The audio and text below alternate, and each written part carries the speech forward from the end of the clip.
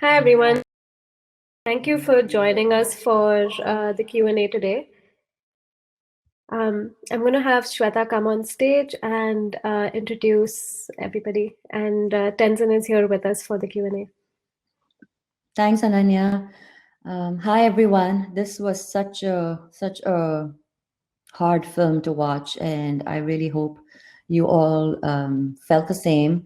I am going to hand over the mic to Tenzin, our filmmaker. Thank you so much for joining us, Tenzin. And we have Christine, who's going to moderate the Q&A. Christine is our festival coordinator. So over to you guys. Hi. Thank you for having me.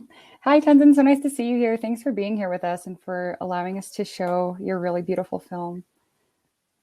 Of course, thank you for inviting me, and thank you for, one of the things I wanted to say off the bat was, this was a film that, was supposed to happen last year, so I'm just grateful that we finally got to screen it. Yeah, and we're grateful to have you here in person to do a live Q&A. So I'll be asking you a couple questions, and towards the end, we'll open up the Q&A to the audience so that they can come and ask you in person whatever questions they have. So first of all, I love your film so much. I've seen it 2 or 3 times now, and I found it really deeply moving and educational and also quite distressing all at the same time. So to start, I'd love to hear about the origins of this project and where this project actually got its start. Sure.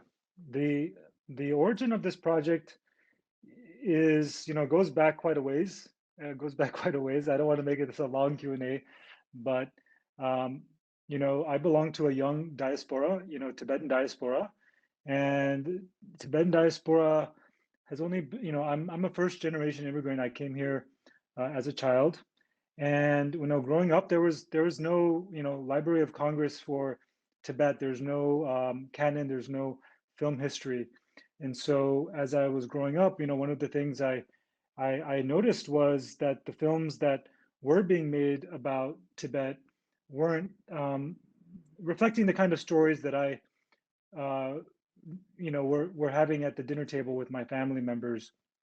And as I kind of grew older, one of the projects that came up into my lap was the Tibet Film Archive, and the Tibet Film Archive was an important project for me, very formative, because uh, it it allowed me to work through this body of 60 years to the present, in around 2010, to kind of fill in this historical memory of Tibet that wasn't accessible to Tibetans before. So I had discovered this rare collection of films, and through the process of fundraising and outreach, I managed to restore a bunch of older films. And one of the films that was really kind of coming as an important film out of the collection was Raid into Tibet. And Raid into Tibet is the film that's featured in the first portrait with Tendar. And Raid into Tibet was the only film that contained moving images of the Tibetan resistance.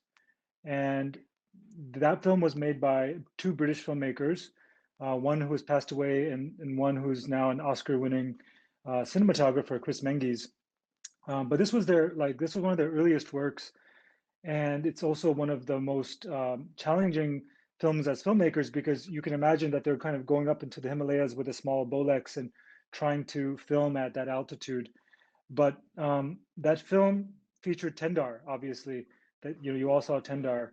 And so when I decided when I was proposing to restore this film, Raid into Tibet, one of the things I had to do was meet the filmmaker and gain the family's trust, the Cowles family trust. And then in the process of doing that, I had gotten access to his not only the film Negative, which was subsequently restored, but an entire collection of personal archives around the film. And one of the stories that kind of really bubbled up was Tendar. And Tendar's story wasn't featured in the film, but he was pretty much, Adrian Cowell and the British filmmakers really praised Tendar because he had saved their lives many times. But his story wasn't in the film. So I wanted to find out first what happened to Tendar and speak to him. And so I found a little piece of paper in the archive that had a SIM number that worked only in Nepal. So I had to fly to Nepal to then buy a SIM card to then put it in a phone there and then call and see if Tendar wanted to talk. And he wanted to talk. And when I met Tendar, I was really amazed that that people hadn't really made an effort to find him or speak to him. And I slowly began to realize that the story of resistance was such a taboo topic in the Tibetan community, and that we hadn't really opened up the dialogue to have a kind of more holistic conversation about our past and really come to terms with it. And so I wanted to find Tendar, not only because he was such an interesting, fascinating character in the film, but because he represented one of the only people that I can think of, besides more well-known individuals from the Tibetan community, who could speak to the first generation, that whole moment, and there was moving image footage that he could speak to. So that was the birth of Rituals of Resistance. For sharing that. I feel like with documentary filmmaking, we talk often about access to subjects or subject matter, and it really felt so intimate, especially talking about Tendar. You had the footage from his guerrilla war days, and also you were able to speak to him today. Thinking about the other two that you also had in your film, how did you get their trust as well, and how did you have such good access to those archival footage? So with Tendar, just real quickly, because I had the original films with me, I brought some photographs, and I told them that I was working with Adrian. That name Tendar knew, and the fact I was Tibetan, I think helped. And then having the photographs with me, Tendar really knew that I could be trusted, and then he opened up. And then with the second portrait, that's my mother, and so that's a story that I know very well. And the funny thing about that story is, I've known that story for such a long time, and I think a lot of Tibetans have maybe not as risky story as my mother, but they all have stories about leaving and hardship, and we kind of just live with it. You kind of just take it for granted, not take it for granted, we just accept it. And I just wanted, and also a lot of Tibetans are kind of worried about sharing their stories, because they're concerned about their family members inside of Tibet, being threatened or endangered. So for my mother to want to tell her story, it's a lot of, I give a lot of kudos to her for the bravery, and also to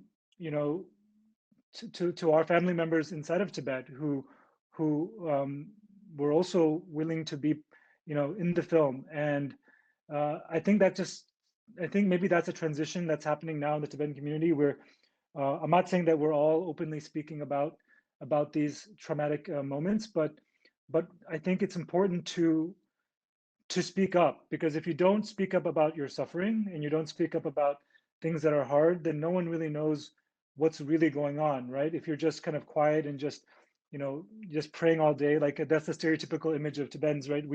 We don't, everything is fine, we're meditating all the time, but there's a lot of difficulty that we do navigate, and I think talking about it is important. With the third portrait, Lakpa, Lakpa was someone who, through a contact that I knew in India, through the Tibetan Youth Congress, she connected me with Lakpa, and I went to talk to Lakpa, and that happened to be a time in his life that was, I think, you can kind of see it in the footage, but I think Lakpa was really vulnerable at that time, but he was also really brave to kind of want to share his story. And so Lakpa is one of the only people that have attempted self-immolation and then survived. He's a failed attempt, but I think his story, it represents how a lot of young people feel today. They feel frustrated and they feel hopeless, so they resort to acts of resistance that I mean, I'm not an expert in like political protest, nor am I an expert in Buddhism.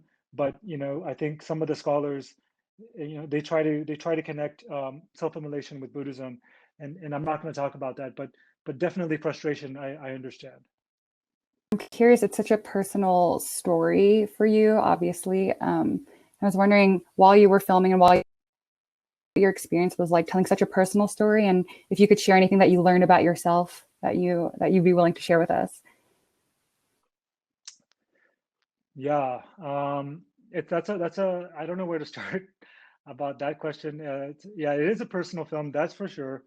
I'm in the film too. You see my body in the film, and my mother's in the film, and yeah, this is something that's kind of near and dear to me. This is also something that you know, the story of three generations of resistance was something that, you know, was like, you know, a goal at the beginning of the film, but I didn't really realize how difficult that goal was, to kind of tell that story in a way that I, you know, the goal at the beginning, you know, when you pitch a film, you know, to tell a story with nuance and depth. You know, it's so easy to say that, you know, but then to do it is so hard. And so I really, you know, with also with the co-director Joy Dietrich, we really worked, I think, in the edit for like 2 years to get it to a place where we thought that that the story had the depth, that it had the depth, and tell the nuance story of three generations of resistance in a way that that I was comfortable with and that I was proud of. In terms of personal, in terms of what I've learned, um, um, uh, as a creative person, I think, you know, working back, looking back at some of the works I've done, you know, I started with Film Archive. I started with the film trying to shoot inside of Tibet, and then working into this film with, you know, three generations of people in exile. You know, I feel like I'm going backwards to go forward.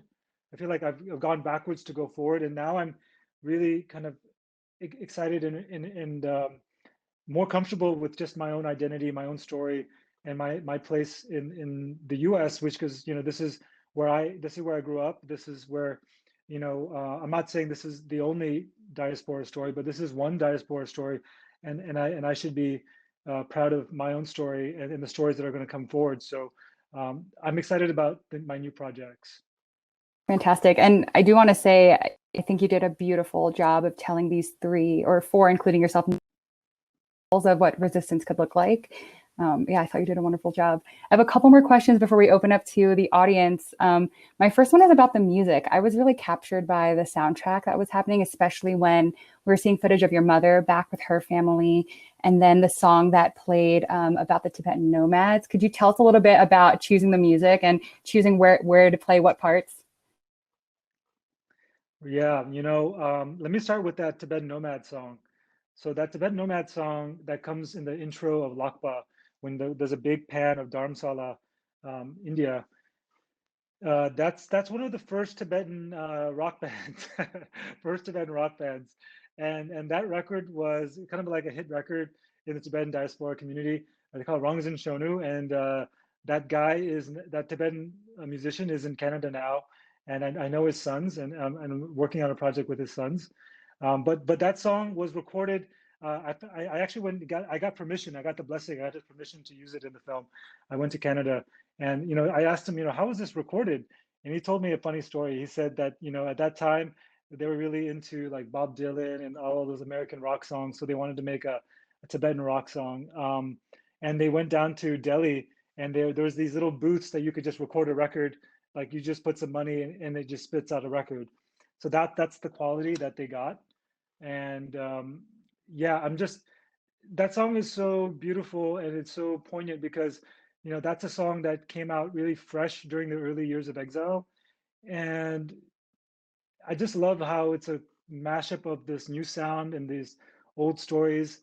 And it's bittersweet, and, you know, it has a kind of bittersweet melody, but the lyrics are so pure. And I definitely feel that it kind of captures what it's like to be a modern Tibetan in this day and age. I think that's some of the feelings we navigate. When it comes to the rest of the soundtrack, we collaborated with fantastic musician and composer named Taiwanese Canadian, now American musician named Alex Zhang Hongtai. He's gone by many names, but one of the things one of the reasons why I was so drawn to him was because he made an album called Stateless. And when I was already a fan of his music, but then when he made that album, I just felt like he had made a soundtrack to a feeling that I had been feeling for a long time but couldn't put into words. And then I had heard this album, and I just said I got to work with him, and tracked him down at a concert in New York and asked him if he would like to be part of this project. And then we sent him some rough cuts, and he just scored it live. And I gave him some notes. I said the only notes I gave him was I didn't want it to sound stereotypical. I didn't want it to, so for me, like I didn't want any Tibetan bells. I didn't want any like horns. I didn't want any sounds that are so overly used, because I don't feel like that's the sound of what it feels like now to be a contemporary Tibetan. I mean, yes, we still have those instruments, but and so what Alex did, I think what was brilliant about what he did was he was able to like touch into some of those sounds, but not make it sound like genre or iconography, like kind of fitting into that stereotypical sound of like chanting or praying. He used a modern American instrument. He used a saxophone, a jazz instrument, to create some of those sounds, along with cello and viola. And we really didn't have many notes. We got like rough stems, and we just were able to use it. Cool to hear how, in the way that your film is kind of bridging the past with the future and the present, the music is also, when this nomadic song started playing, I fully thought it was like a Beatles song that was going to happen. And it was really cool that it had these like folk elements in it also. That's awesome. Okay, I want to open it up to questions, but my last question before I go is about the ending. I'm just curious about the concept of the ending and also kind of how you shot that. Yeah, the ending was the last thing we finished in the edit. We had many different endings, but ultimately that shot was also something that was very difficult. It was like a long VFX shot, so technically it was difficult. So that was filmed in Utah, in the Salt Flats, and that's me running. And then I led a team of VFX artists, including myself, to do a 3D fire. And I don't want to sum it up in a beautiful knot or a bow, because I don't think I can do that through my own words. I think the film does it better, but ultimately I wanted the film to end on a note that doesn't really try to like finish the story, but tries to kind of like give us a sense of where it is, and kind of my own little perspective on that, kind of where we are, and just kind of maybe some dots. That's all I can say. Yeah, I think you definitely left it on a kind of like ambiguous but beautiful wrap up of the film. Yeah, and I think Ananya's here and she's going to help us coordinate the Q&A with the audience. Thank you so much, Tenzin. Yeah, Thank anytime. you, Christine, and thank you. It was just a lovely conversation, and this was really insightful questions. We have a lot of audience questions to get to. Quite a few of them are and have been asked anonymously. So if you do want to ask a question directly to Tenzin, please put your name in the chat. So I'll start with the first one. The first one is actually coming from Ram. So Ram, I'm just going to unmute you so you can ask yourself. Sure. And then also, Ananya, could I also quickly say something after this first question? Yes, absolutely. Yeah. Great and moving documentary. Thank you for sharing that film with us today. We are all immigrants here from, many of us in this audience from India. And that experience is, vastly different from exile experience. And coming to know firsthand through this film was very moving to me. So thank you. So I had a couple of questions. Thank you for watching, Ram. Thank you. First question is, there was a brief moment where you were walking through the Colorado where the training happened, and maybe I missed it. What really came out of the CIA training of the rebels, Tibetan resistance? Right, that's a good question. I don't think, well, obviously they trained the Tibetans, and we had some raids, and we had some movement around the border in Nepal, India, but the Tibetan resistance movement ended shortly after.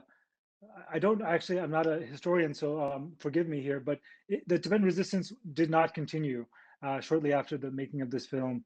And I think the film was made during a time where I think the resistance was kind of at a critical point where, like, was the support going to continue, or was it not going to continue?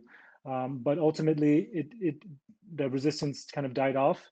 Of course, the individuals were still around in the community, but also I feel like there's a great book by a professor in Colorado who's interviewed a lot of the Tibetan resistance fighters, and in our own community we sort of did not really recognize them or support them. There's no like veterans affairs for Tibetan resistance fighters. So not only were they kind of like their movement kind of ended, but also the kind of community acknowledgement and support for them kind of waned. And so that's something that Tendar felt kind of sour about. I had was that when Dalai Lama said he's stepping down from the political leadership, what filled in the vacuum? Who is the leader at this point, and what's going on? So I mean, I'm not a politician. I'm a filmmaker, but I mean, in the Tibetan community, it's widely known that he did step down, but he's still a very vocal and very important voice for the diaspora community. I think right now there is a election going on in the Tibetan government in exile, and that's going to be determining the next leader in the exile community.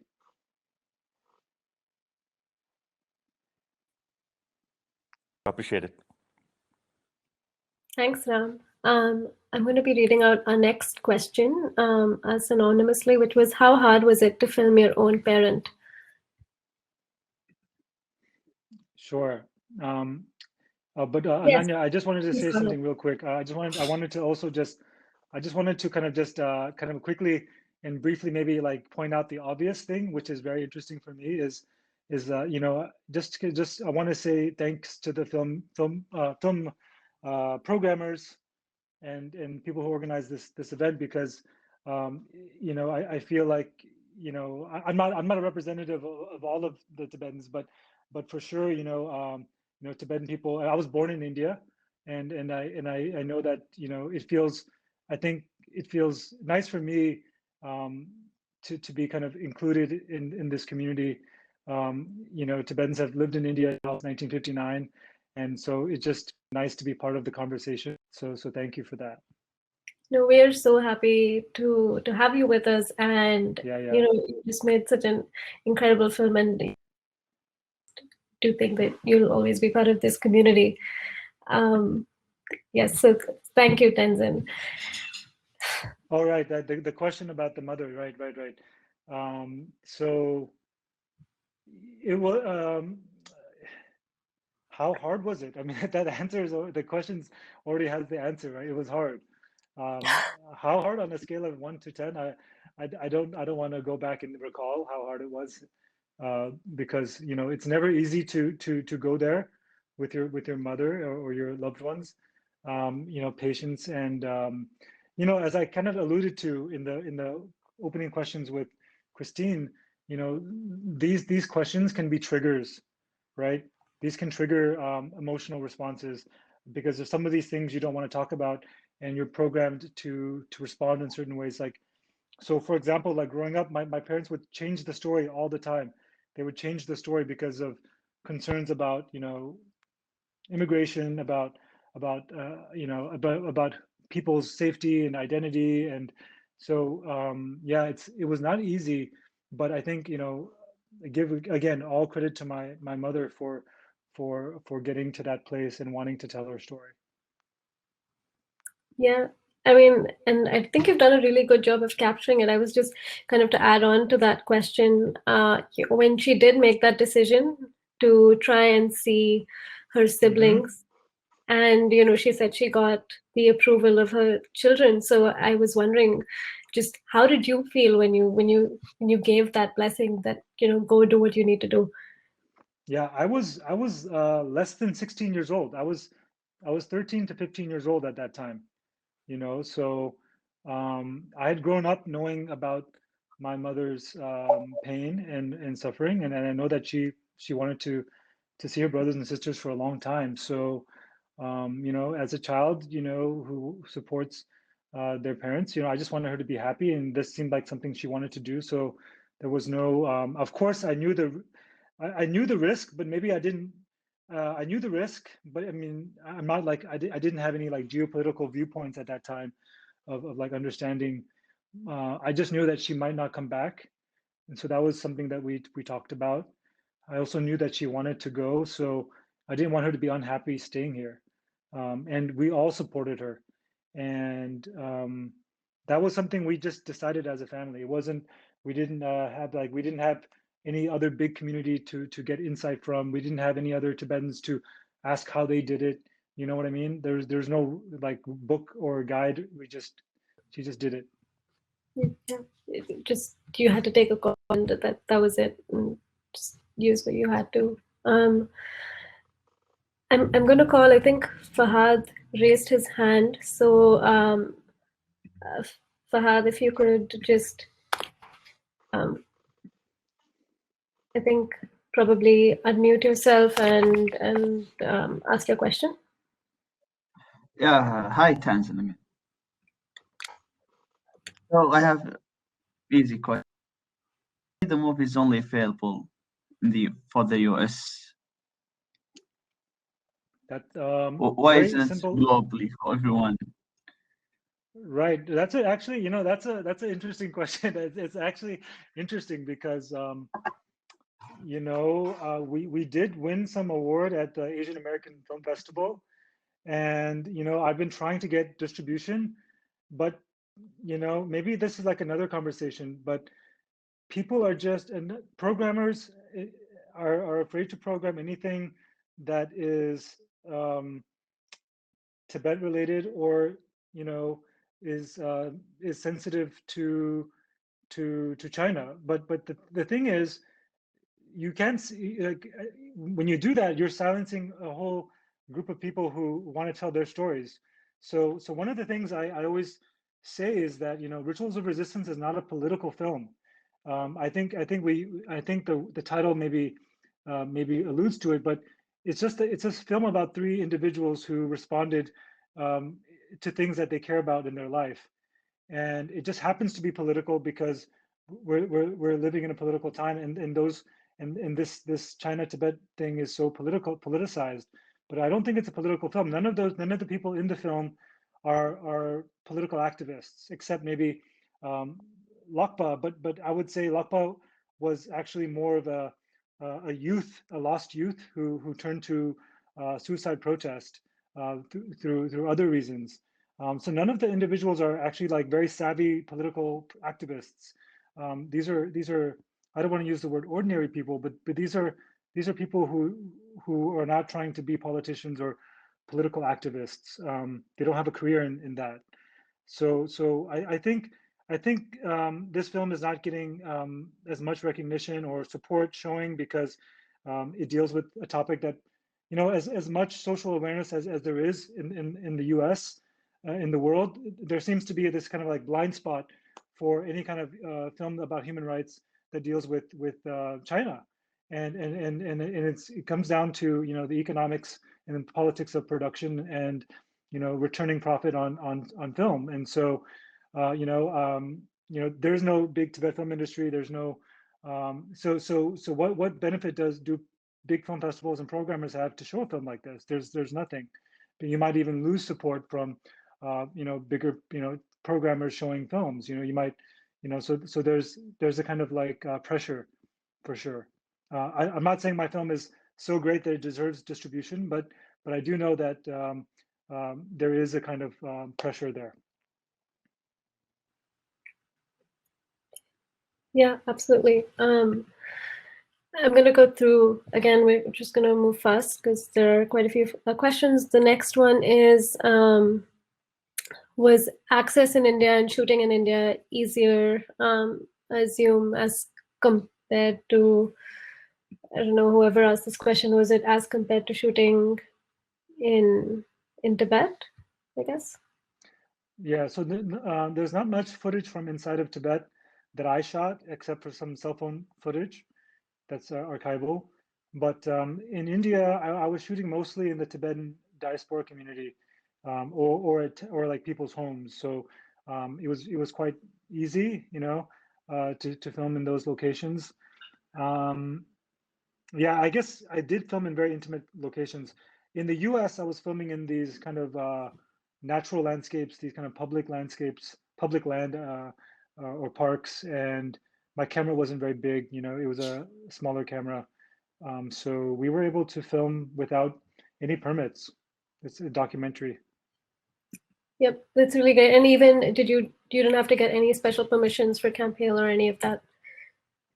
No, in fact, Camp Hale was just, it was, in fact, Camp Hale, like, I made it look very big and special, but you just drive by, you can just miss it. There's like nothing there. It's just like, there's some rubble there. And then you have to really like look on the map and make sure that, oh yeah, that was Camp Hale, like that pile of stones over there. And so, yeah, no one cared. No one was there. It's completely forgotten and abandoned. Yeah, I think you allude to that in the film as well. Our next question comes from Alice. We're going to have you turn on your camera and mic and ask your question.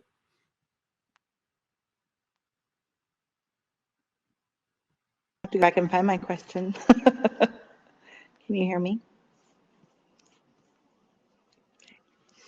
So actually I had a couple of questions. I thought it was interesting that you spoke about going back. I am curious if going backwards helped you fill in a void that you didn't really have a name for previously, maybe in your personal history or as a person living outside of your country.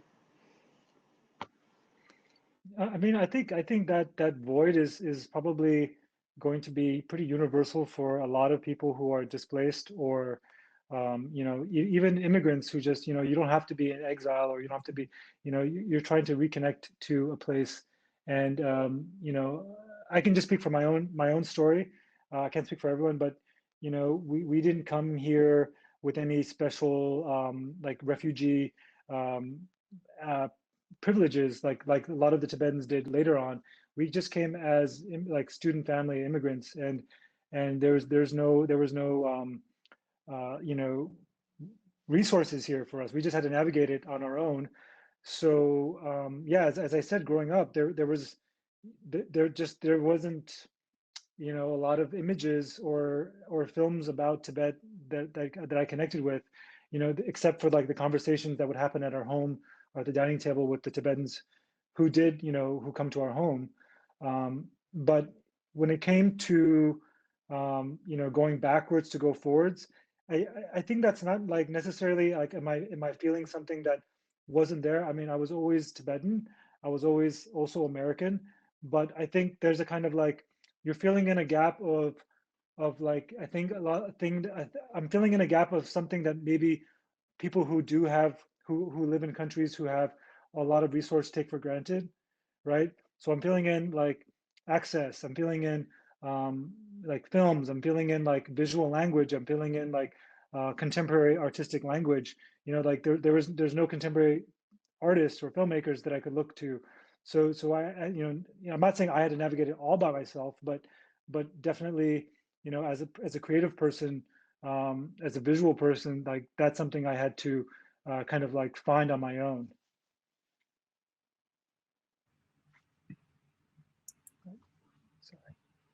Oh, you're muted, Alice. The second question was There. muted. I was just Right. going to say, I find that heartbreaking that you had to work so hard to find representation of yourself and culture when you're already removed from your home. That's something I work very hard on for my child because my husband is from India. And now things are more accessible, but initially it was very difficult to find content. The other thing I was wondering about is you depict 3 different ways of resistance, of asking for change from the greater community. Where do you think that goes now? Is there a call to how you go forward? And I find it very poignant because I feel like even in the US right now, there are many different ways to resist the division and anger that's going on. So I love the universal nature of that question. Yeah. Yeah. Thank you. Thank you for pointing out that. I don't want to like speak about like my political views or assume that the film has a political view, because it's really just about 3 individuals and their stories. But there was one review by a filmmaker who tried to kind of compare this to what's happening in the U.S. and I think the critic mentioned that the one difference between the Tibetan struggle and what's happening in the U.S. is that the one thing that all the Tibetans have in common is that they support the Dalai Lama or something like that, which was funny. I'm not saying that's the answer, but yeah, I don't know. I mean, the diaspora is quite young, and perhaps it's not gonna be always this consistent. And it's good to have different opinions. I think it's good to have different viewpoints, and I think that's what the film presents, right? And I think at least all of the different ways that people resisted in the film or responded, the one thing I love about all the characters are that they definitely Tendar was full on, no apologies, and just takes responsibility of what he did. And even though he has regrets, he still, there's a kind of authenticity and like honesty that I love about him. Same thing with my mother. There's an honesty and authenticity that you can't, it's like unrefutable. And so I think, if there's any takeaway from this is, you have to like find the path that works for you and that resonates with you.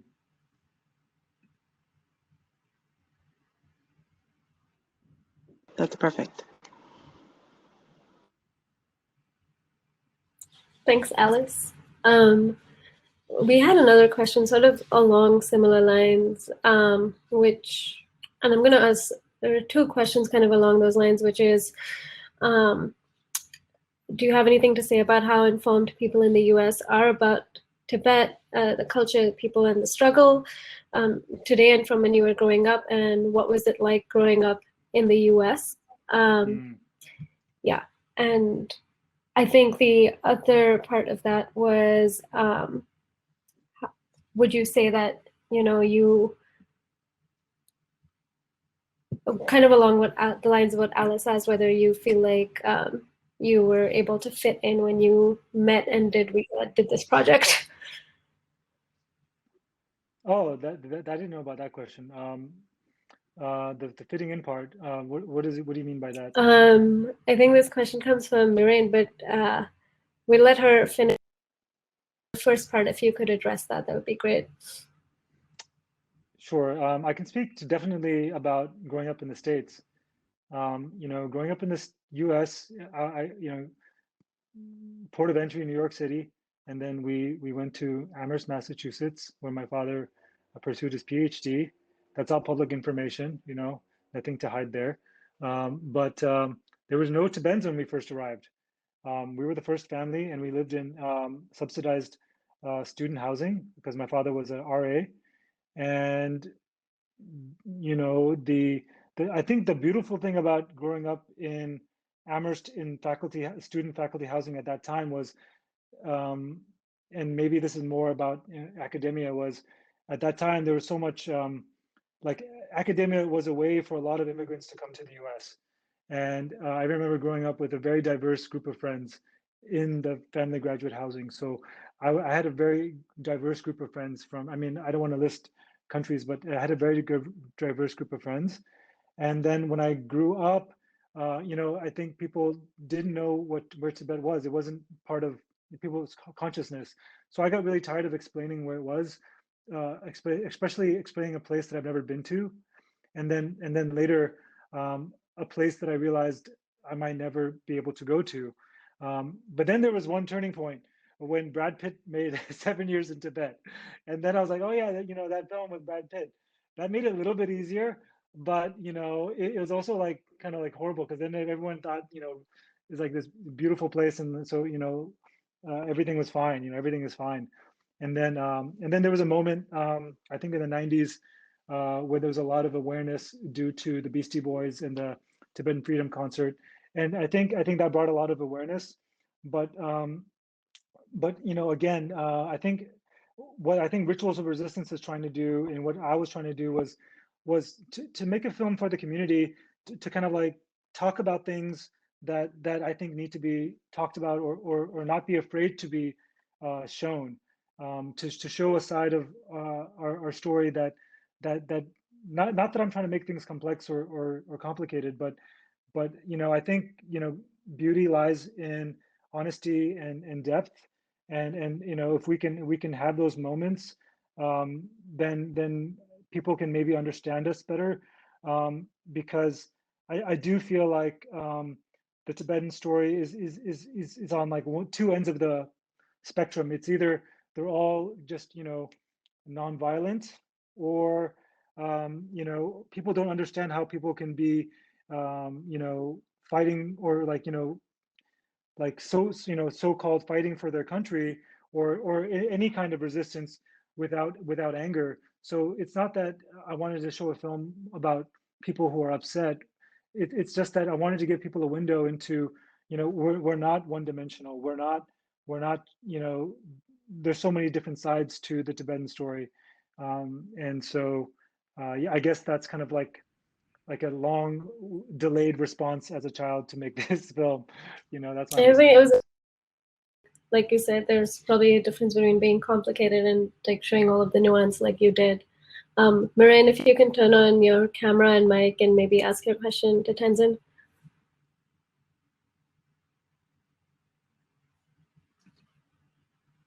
I think she can hear us. I'm just going to read out the question, Maren, if that's okay. So she's saying, on the fit in question, she was born in the Basque diaspora. Parents worked for the Basque government in exile and in resistance prior to exile. So it was kind of along those lines of, did you feel like you fit in when meeting all of the other people whose portraits you did at this film? You know, I didn't have any, I probably felt more comfortable with all of the people that I filmed than, yeah, I felt so connected to them. I felt so, you know, I didn't question, you know, I probably do feel uncomfortable in some certain scenarios, but when it came to the people that I was filming, I think because maybe it's because I was so interested in their stories, that there was a really kind of like a good back and forth. And as you can kind of see in the portraits, they really opened up and trusted me with their stories. So there's no question of fitting in. But am I one of Tendar's generation? No. You know, I don't claim to be like, you know, I just sit down and like can like, you know, mash it up with Tendar and like, you know, have the same stories. I don't pretend to do that, nor do I pretend to you know, be like Lakpa. Like nor do I pretend to, you know, fully understand all of the tragedy that Lakpa has gone through, you know, or my mother has gone through. I just know what I've gone through, and I know what I care about, and that's all I can do. And I, you know, I think the people in the film that I interviewed, they saw that, and I think that's like the key to some of my new work is just, you know, focusing on what I can do and the stories that I can tell, and that's really one of the things I kind of take away from this experience. moving backwards to go Yeah, forward. absolutely. And that's kind of a good segue into the next question, which was how can we understand the relationship and differences between Tibetans in Tibet and the Tibetan diaspora? And somebody was curious about your perspective on that question. Yeah, I mean, I don't want to speak on any, there's very limited information about what actually happens inside of Tibet. And everything I know is from, my family members or friends speaking about what has happened and or what's happening. And we still have relatives inside of Tibet, so we hear things. But the thing is, we don't talk about politics to our relatives inside of Tibet because we know that it's monitored. We know that it's, so we just talk about happy stuff. We're like, oh, did you get something for Losar? Did you get a New Year's gift? Did you, we share good news. We don't want to share bad news. We don't talk about politics because we know we can't. So I don't pretend to know what's happening fully inside of Tibet because I'm also not I'm not a professional political activist. I'm not. There are people who do probably monitor more intensely. So one of the things I'm trying to do as a filmmaker is, because I wasn't able to go to Tibet, when I tried to shoot a project in 2009 called Four Rivers, is try to really focus on the stories that I can tell. And so, I'm interested, of course, in what's happening inside of Tibet, but I don't want to also be limited to that being the only story that's possible for people who are living in diaspora, right? I think that's another thing is oh, you're Tibetan, so you have to be making films in Tibet. No, I can make a film in San Diego. I can make a film in Austin, Texas. I can make a film in Montana, and it's going to be just as Tibetan as anything, or whatever it's going to be. It's going to be Tibetan American. It's going to be contemporary. I don't want to be stuck by these. I feel like academics, they try to put the boundaries of what I can be, and I'm like, no, stop that. I don't need your permission, and so I'm really tired of that. You need to explain what you're doing to anybody. But on that note, we would be really interested in what's coming up next for you and just what your plans are. Yeah, I'm working on a couple projects. I mean, nothing that I'm doing some interesting work also with, I'm organizing filmmakers with something I started called Stateless. It's on Instagram. I just free talks with other filmmakers who I think make liberating bodies of work. So Carlos Regadas, Hilal Beidarov are featured filmmakers. And then I'm working on some films in the US that are personal to me. One from personal experience called Isolation. It's a story about, it's based off a personal story with me and my father taking a long trip, road trip, and finally having the kind of tools in the English language to talk about things, and segueing with language, Tibetan language has been something that's also been kind of taken away from me. A lot of people used to always say, your parents are horrible parents. They didn't teach you Tibetan. Well, I genuinely forgot Tibetan, and I used to speak Hindi. I forgot Hindi in Tibetan when I came to the U.S., and my parents were working 24 hours a day. Not 24 hours. I'm exaggerating, but they worked a lot. And Tibetans used to always scold my parents, and I would feel really ashamed and insecure about my language proficiency because my Tibetan was horrible, and I didn't grow up with a lot of huge Tibetan community. But I'm actually learning Tibetan for the 4th time, and it's finally sticking. And the one thing I've learned, and to forgive my parents, is that my parents are not trained in language education. Language education happens when you are in a kind of shared community. I don't think Tibetan, people in India or in Tibet, I mean, I don't want to speak for Indians, but I know in Tibetan community, parents aren't sitting their children home after dinner and saying A, B, C, D, E, F, G. You're learning because you're in the community, just through osmosis, and there's language classes there. So I forgive my parents for that, but I also feel a lot of resentment and regret for not having that. So that's been something I've been working through. So I'm making a project about relearning language and how I've it's a very personal piece. It's kind of it's like a film about body and like the somatic experience of Tibetan language, which is like I'm using my mouth and like sounds from different parts of my body to make sounds that I've never made before, because I guess I didn't make before because until I was like 5 or 6, but haven't made for a long time, and kind of reconnecting to that part of my identity. And you know, I want to finally end with this. This is a great segue to just say that, you know, Tibetan language has a lot more in common with Sanskrit than it does with the Chinese language. You know, Tibetan language comes from Sanskrit, and I have no problem reading and writing Tibetan. It's just speaking it because I don't use it. You know, so this is the first time I'm able to learn it, and it's sticking because the way that they're teaching Tibetan language in this class that I'm taking online through Zoom is they're using this modality of visual and sonic recognition, because they found that, you know, not all languages need to be taught in this kind of Western colonial way of drilling in grammar. Not all languages are best learned that way or taught that way. Sorry. So it's finally working for me, and it's ironic because language is.